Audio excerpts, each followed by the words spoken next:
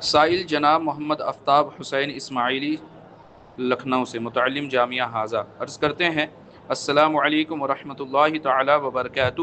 حضور مفتی صاحب قبلہ کی بارگاہ میں سوال عرض یہ ہے کہ مسجد کے امام کے لیے ایک کمرہ بنایا جا رہا ہے، پیسوں کی کمی کے باعث مسجد کے صدر صاحب نے کہا کہ مسجد سے پیسے نکال کر لگا دیے جائیں، ایسا کرنا کیسا ہے؟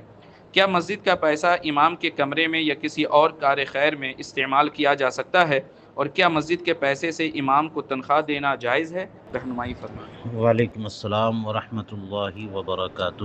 مسجد کے امام کے لیے کمرہ اگر مسجد کی زمین پر بنوایا جائے، اور مسجد کی زمین سے مراد مسجد کا حصہ نہیں بلکہ جو زمین مسجد کی ہے اس کے ملحق خطے میں، جو جس کو فنائے مسجد بھی کہتے ہیں، جسے ابھی نماز کی جگہ نہیں قرار دیا گیا، تو امام کے لیے ایسی جگہ پہ کمرہ بنانا یہ بھی مصالح مسجد سے ہے، اور امام کی تنخواہ دینا یہ بھی مصالح مسجد سے ہے۔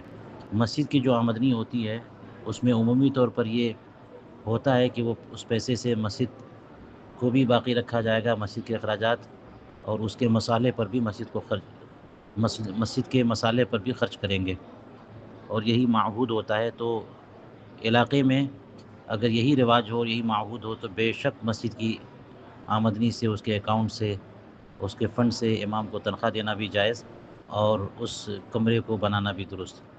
لیکن اگر خاص مسجد کی آمدنی الگ ہو اور اس سے متعلقہ دیگر کام جو فنائے مسجد میں ہوتے ہیں، وضو خانہ بنانا، امام کی تنخواہ، مؤذن کی تنخواہ، یہ سب چیزیں اگر الگ سے اس کے لیے چندہ ہوتا ہو تو پھر مسجد کے فنڈ سے یہ کام نہیں کیا جا سکتا، اس کے لیے الگ سے چندہ کرنا چاہیے۔ واللہ تعالی اعلم بالصواب۔